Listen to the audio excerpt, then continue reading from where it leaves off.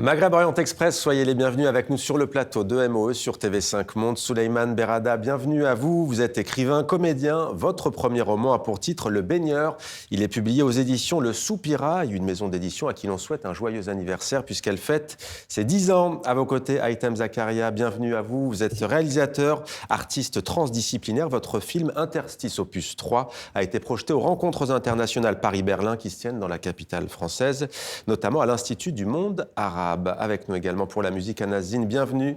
Vous êtes auteur, compositeur, chanteur, musicien, membre du trio marseillais Art Électrique. Vous êtes actuellement en tournée mondiale. Vous rentrez d'ailleurs tout juste du Canada et des États-Unis. Votre nouvel album s'appelle Koyo et je précise que vous serez en concert le 14 février prochain, en 2026, au festival Au Fil des Voix. C'est à Montreuil, près de Paris. On commence avec la trance, le groove et l'énergie brute de Art Électrique, trio que vous formez avec Arthur Pénaud, qui est comme vous chanteur-instrumentiste au Goumbri, à l'oud et à la Cora électrique. Et puis Did Miozine, qui est aux machines et synthé. Musique avec votre clip Babor.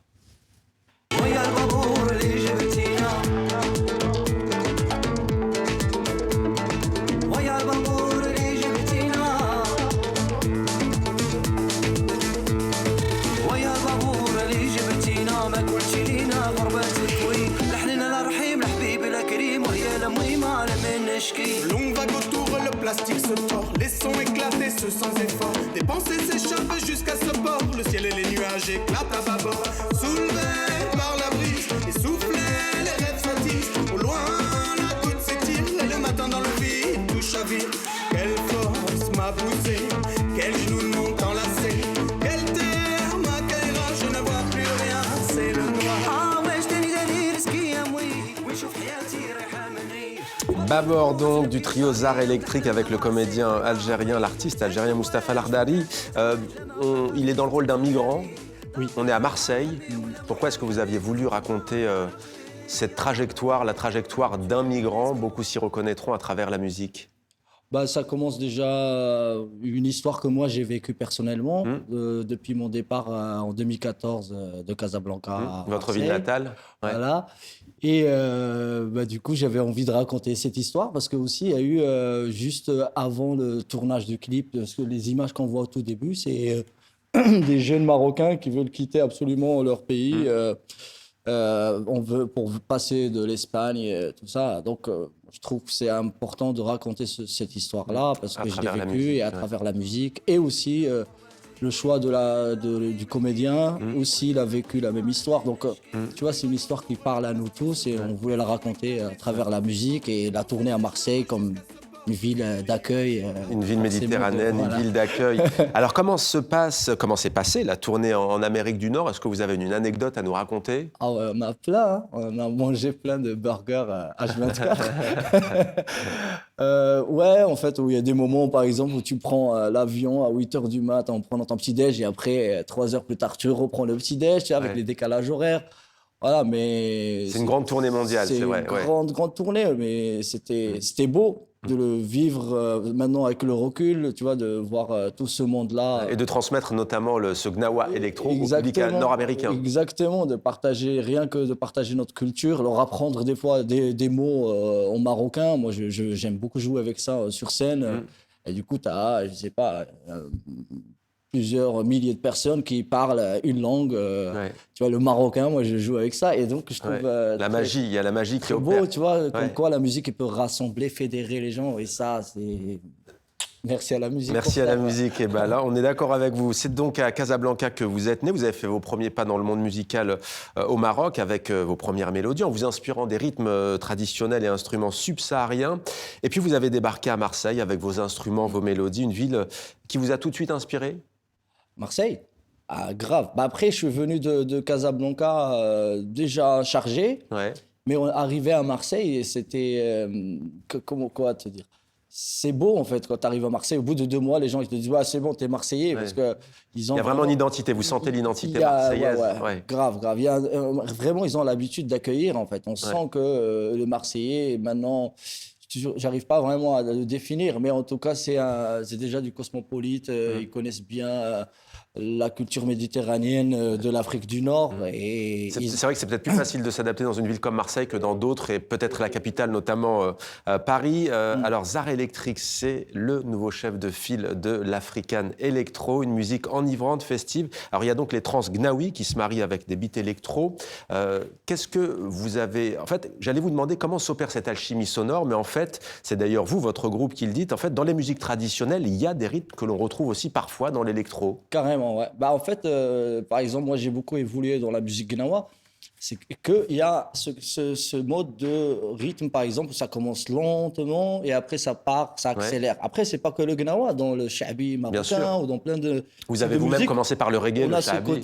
Ce côté crescendo, tu vois, la soirée commence lente et après, au fur et à mesure, on monte et on est en transe. Ce truc-là, je voulais toujours le retranscrire dans la musique électronique parce qu'il existe déjà. Quand tu as les DJ qui passent d'un morceau à l'autre, tu vois, ils changent le BPM. Et du coup, pour moi, c'était évident de rendre un peu la musique traditionnelle, la renouveler, en fait. Et les associer et de la renouveler. Voilà. Et vous dites que votre voix est beaucoup plus proche des chants d'Afrique de l'Ouest, du Mali notamment, que des incantations gnawi. Moi, oui.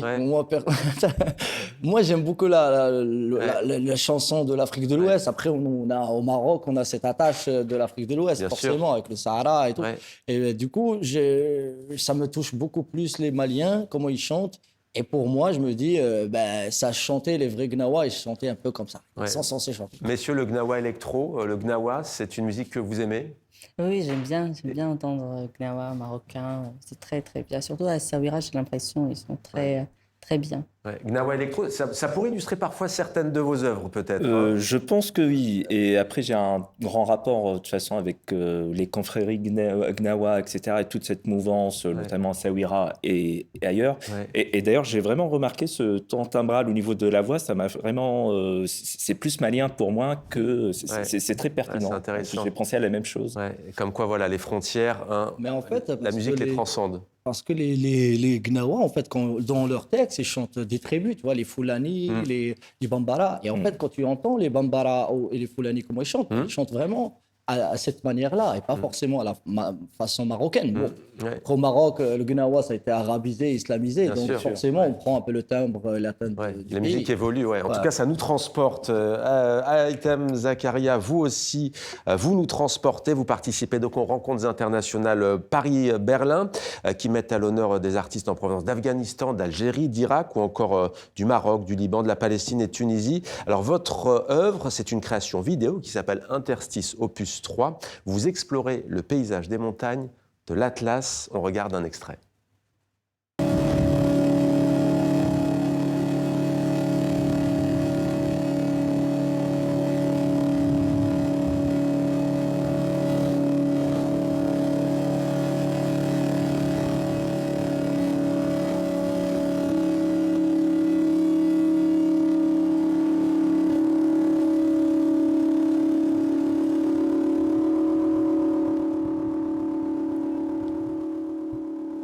Haitham Zakaria, qu'est-ce que vous avez voulu explorer à travers cette œuvre et ces montagnes majestueuses ?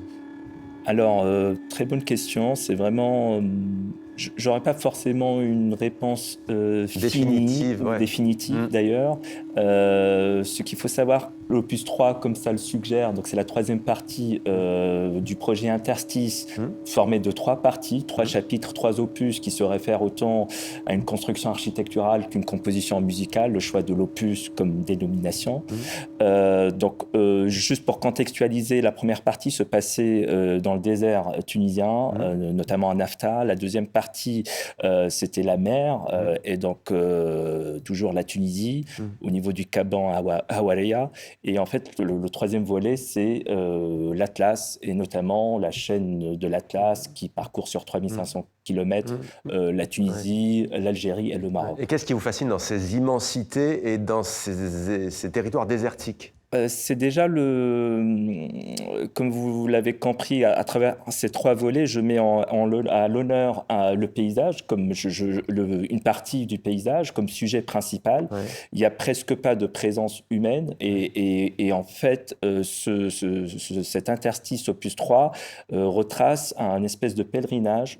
C'est vraiment un carnet de voyage. Ouais. J'ai fait 3 ascensions une semaine en Tunisie, avec une 4e ascension qui était le Mantoukal, donc le plus haut sommet du Haut Atlas et de l'Afrique du Nord.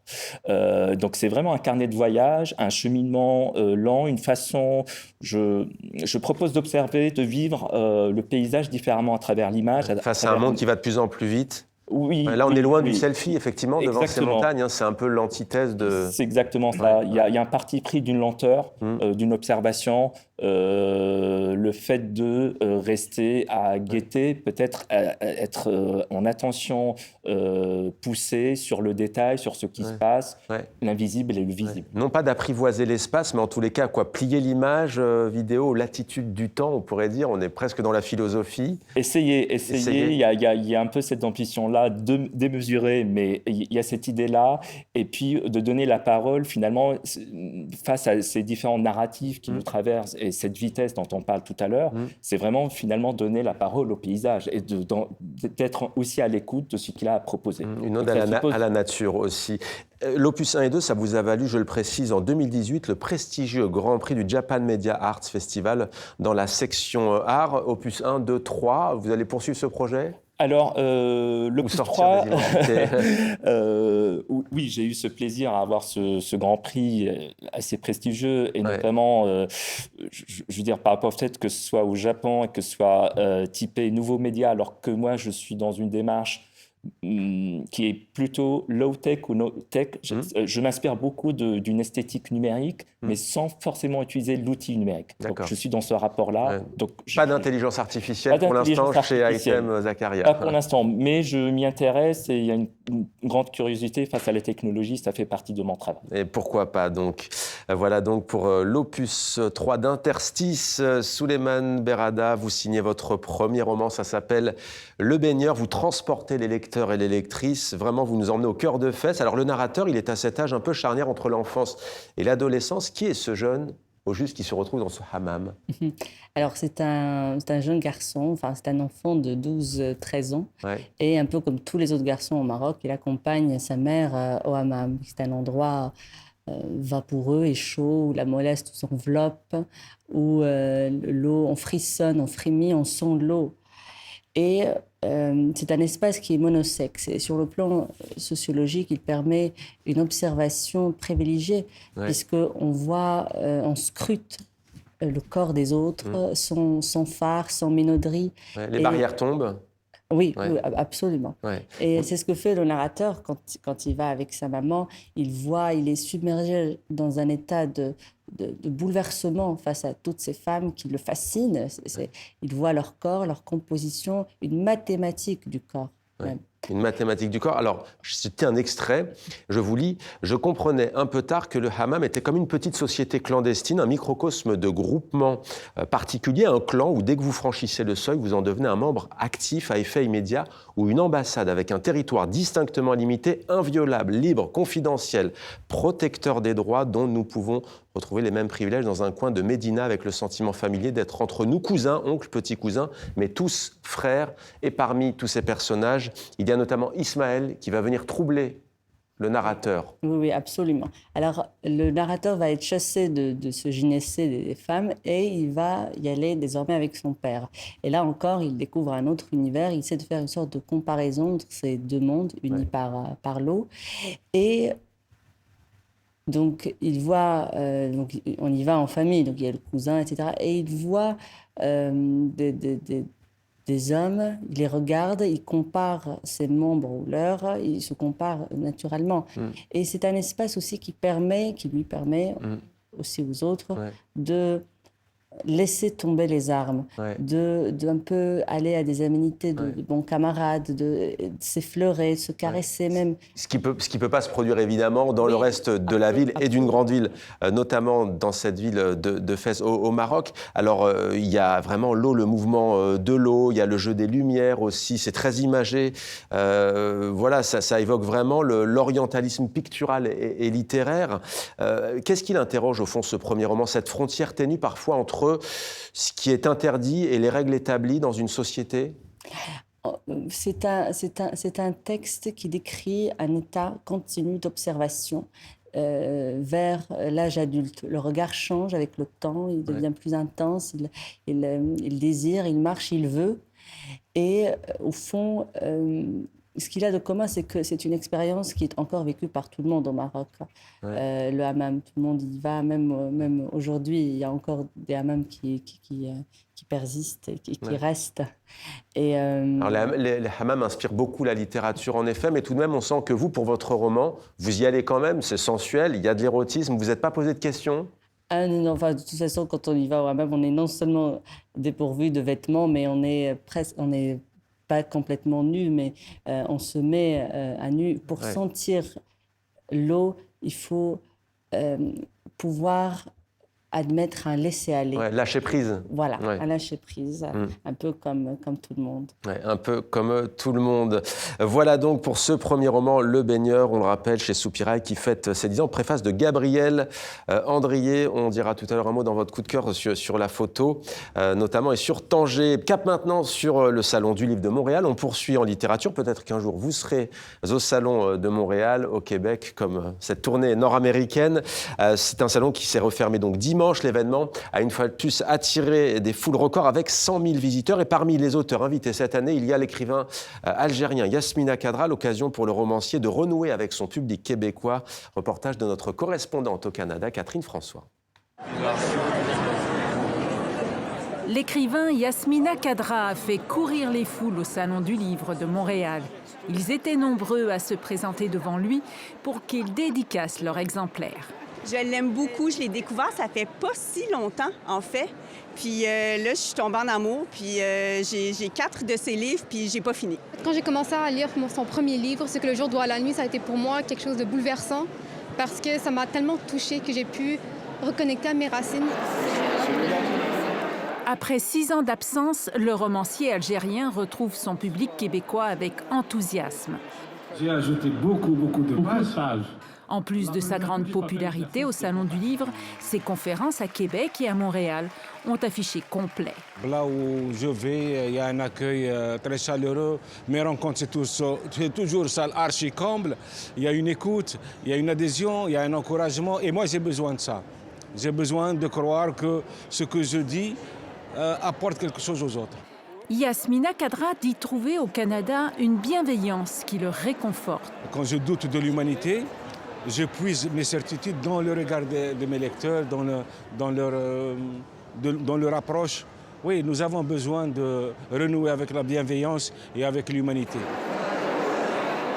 Le romancier est venu présenter son dernier ouvrage, mais aussi une réédition de son premier roman, Morituri, qu'il a entièrement retravaillé. Ce livre qu'il a révélé au public a lancé une carrière couronnée de succès, avec plus de 30 romans traduits et vendus dans le monde entier. Je vois tout le chemin que j'ai parcouru et je suis vraiment très fier parce que ce chemin-là, il n'est pas jalonné de malhonnêteté ou de tort ou de malveillance. C'est un parchemin qui a été vraiment comme une sorte de souffle cosmique qui m'a mené vers la sagesse, vers la maturité et surtout vers la générosité. Yasmina Khadra est plus qu'un romancier à succès. Je crois que c'est quelqu'un qui ouvre les voies de la littérature francophone mondiale et d'avoir comme ça à Montréal un auteur de cette envergure, d'une part pour le Salon du Livre de Montréal, c'est un honneur, mais aussi pour les Montréalais et les Montréalaises, une occasion extraordinaire de rencontrer cet auteur. Yasmina Khadra, mesdames et messieurs. Et nourrir la belle histoire d'amour qu'entretient Yasmina Khadra avec les Québécois. Voilà pour ce détour littéraire à Montréal. Place maintenant à vos coups de cœur culturels respectifs. C'est notre séquence Atmosphère.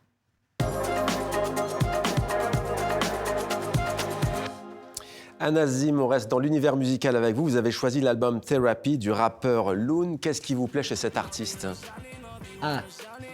En fait, c'est un rappeur, jeune rappeur de Casablanca. Ouais. Et j'aime beaucoup vraiment ce. Son flow. J'ai beaucoup aimé les textes de en tout cas, comment il a fait cet album. Il était, je pense, en détresse, il était pas bien. Ouais. Il s'est mis vraiment beaucoup de temps et d'énergie pour écrire cet album. Et ce qu'il en sort, c'est que de la bonne vibes. Moi, je connais pas le rappeur forcément en personne. Mais ça m'a, sur un retour de tournée où tu étais avec beaucoup de monde et quand tu reviens, tu as vraiment un sentiment de solitude et de fatigue, il fallait trouver l'énergie. Et par hasard, je tombe sur cet album et ça m'a vraiment ça m'a vraiment bien boosté. Et surtout les paroles et la façon comment lui-même il fait une thérapie de soi en faisant cet album. Voilà, donc pour ce coup de cœur, Souleymane Berrada, l'exposition Comment voir les choses, c'est jusqu'au 31 janvier 2026 à la Fondation pour la photographie de Tanger. J'en parlais, dont vous êtes le secrétaire. On n'est jamais mieux servi que par soi-même. Qu'est-ce qui vous a plu dans cette expo? Pourquoi faut-il y aller si on est de passage à Tanger ou pour le public marocain qui nous regarde? Alors, pour voir un genre qui est souvent considéré comme mineur, la nature morte, et qu'on ne voit pas beaucoup dans des expositions, et surtout quand il s'agit de photographie. Alors, sous la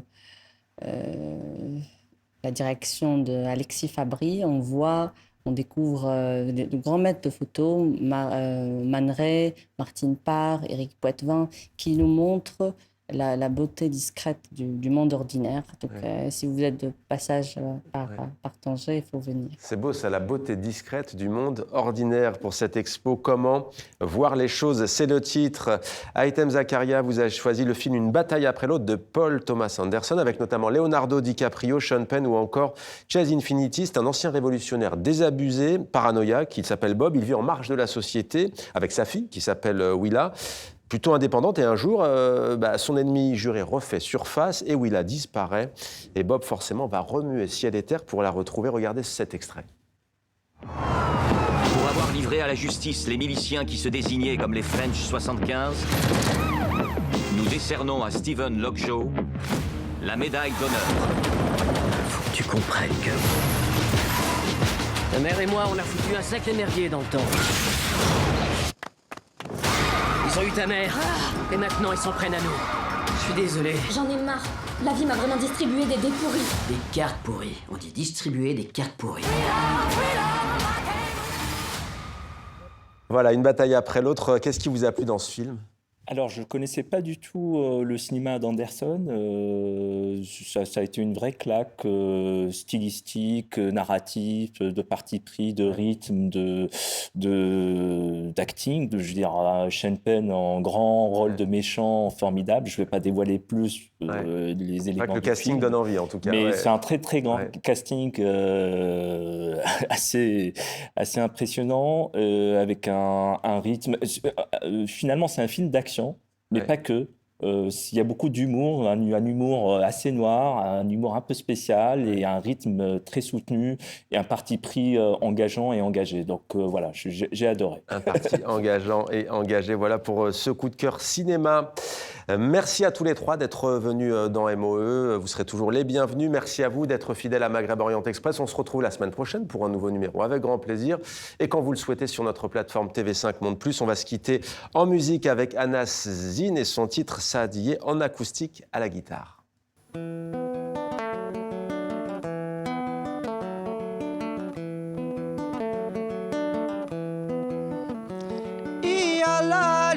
Fulani jala amadi fulani jala sade fulani jala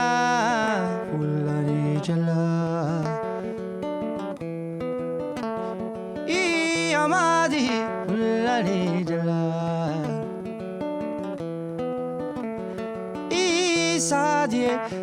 Saadiye Zuru Arabi Zuru Fulani Zuru Hussewi Zuru Arabi Zuru Fulani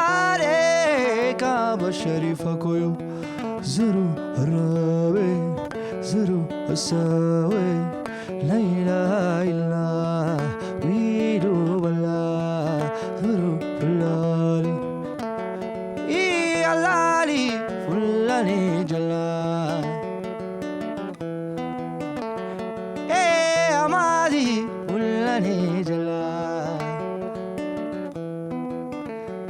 Sade fulani jala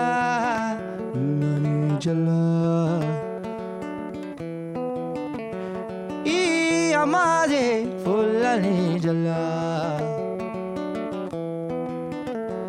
I sadi